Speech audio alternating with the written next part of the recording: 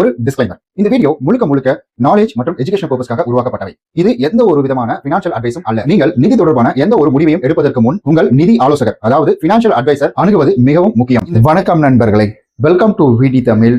நான் உங்கள் விஸ்வநாத். இந்த ஒரு டவுட்டை நம்மளுடைய சப்ஸ்கிரைபர் நம்மள்ட்ட கேட்டிருந்தாரு. அதாவது நான் ஒரு அப்ளிகேஷன்ல லோன் எடுத்திருக்கிறேன். அந்த அப்ளிகேஷன்ல எனக்கு டென்யூர் டேட் அப்படின்றது பாத்தீங்கன்னா ஒரு வருஷம் தான் போட்டிருக்காங்க. ஆனா அவங்க இநேட்ச் எல்லாம் கொடுக்குறாங்களா, அதாவது நேட்ச் சைன் பண்ணும்பொழுது அந்த நேட்ச்ல எனக்கு கிட்டத்தட்ட 5 வருஷம் அப்படின்றது வந்து போட்டிருக்காங்க. அப்ப 4 வருஷம் எக்ஸ்ட்ரா போட்டிருக்கிறாங்க. எனக்கு அந்த 4 வருஷம் எக்ஸ்ட்ரா பணம் பிடிப்பாங்களா அப்படின்ற மாதிரி வந்துட்டு ஒரு கேள்வியே கேட்டிருந்தாரு. அதுக்கு பதில் சொல்லும் வகையில தான் இந்த வீடியோவை நான் உருவாக்கியிருக்கேன்.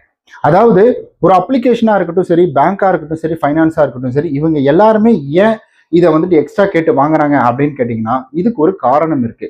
ரீஸ்ட்ரக்சர் அப்படின்ற ஒரு காரணம். ஒரு காலகட்டத்துல நம்மளால பணம் செலுத்த முடியாம போச்சு, அல்லது நம்ம இஎம்ஐ டேட்டை வந்து இஎம்ஐ அமௌண்ட்டை குறைச்சிக்கிட்டு டென்யூர் டேட்டை எக்ஸ்டெண்ட் பண்ணுமா, அந்த டைம்ல இது உதவும் அப்படின்றதுக்காக இது மெயின் காரணம் அப்படின்னு நம்ம சொல்லலாம்.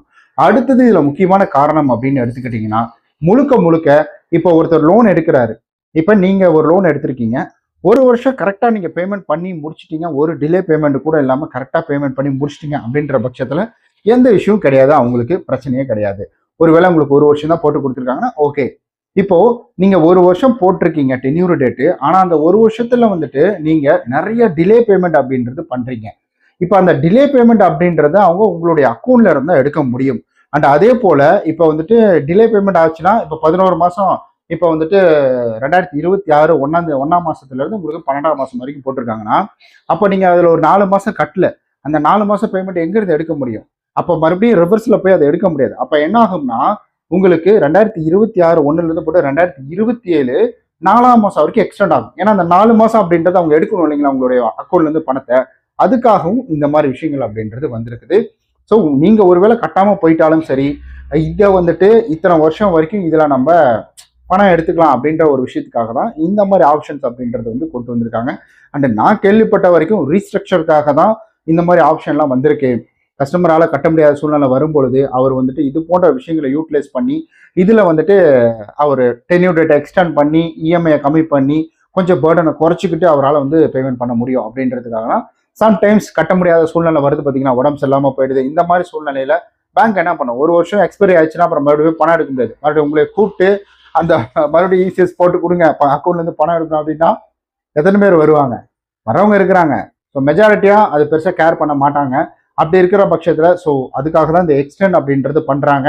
நீங்க ஒன்றும் பயப்பட தேவையில்ல. இதை நீங்க கேன்சல் பண்றதா இருந்தாலும் உங்களுடைய டென்யூர் டேட் எல்லாம் முடிஞ்சு டோட்டல் அவுட்ஸ்டாண்டிங் நீங்க 0 பண்ணி பேமெண்ட் பண்ணி கிளியர் பண்ணீங்கன்னா ஆட்டோமேட்டிக்கா ஸோ நீங்க உங்களுடைய பேங்க்கை ஆட்டோமேட்டிக்காக கேன்சல் ஆகிடும் ஒரு சிலது. அப்படி இல்லை அப்படின்ற பட்சத்தில் நீங்க தெரிஞ்சுக்கணும்னா பேங்க் ஆஃப் ஃபைனான்ஸா உங்களுக்கு அஃபிஷியலுக்கு மெயில் பண்ணி இது போல எனக்கு வந்துட்டு இசிஎஸ் கேன்சல் பண்ணிடுங்க, ஏன்னா அதுல 5 இயர் போட்டு வச்சிருந்தீங்க, அதை எனக்கு கேன்சல் பண்ணி கொடுத்துருங்க, நான் இனிமேல் பேங்க்ல லோன் எடுக்க மாட்டேன், அப்படி இன்னொரு தடவை எடுக்கிற மாதிரி இருந்தாலும் அதை அப்போ பார்த்துக்கலாம், புதுசாக ஸ்டார்ட் பண்ணிக்கலாம் அப்படின்ற மாதிரி நீங்கள் சொல்லிட்டீங்கனாலே ஃபர்தராக அவங்க கேன்சல் பண்ணி கொடுத்துருவாங்க.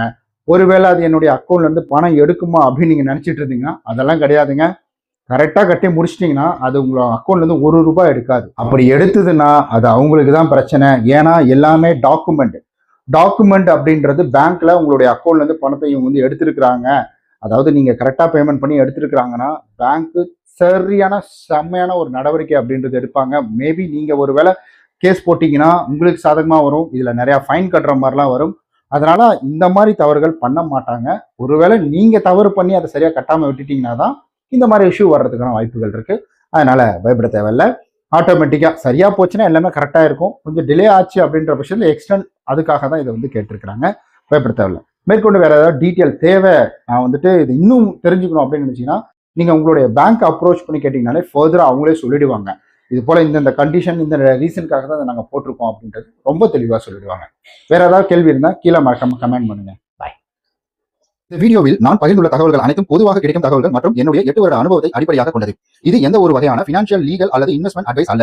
நீங்கள் loan, EMI, NACH, ECS, e-mandate, home loan, business loan, personal loan, mortgage loan அல்லது பேங்கிங் அண்ட் ஃபைனான்ஸ் தொடர்பான முடிவுகளை எடுப்பதற்கு முன் ஒரு சர்டிஃபைடு பினான்சியல் அட்வைசர் அல்லது நிதி ஆலோசகரை அணுகி ஆலோசனை பெறுவது சிறந்தது. இந்த வீடியோ முழுக்க எஜுகேஷனல் அவேர்னஸ் பர்பஸ்க்காக மட்டுமே உருவாக்கப்பட்டது. இந்த வீடியோ பினான்சியல் அட்வைஸ் வீடியோ கிடையாது.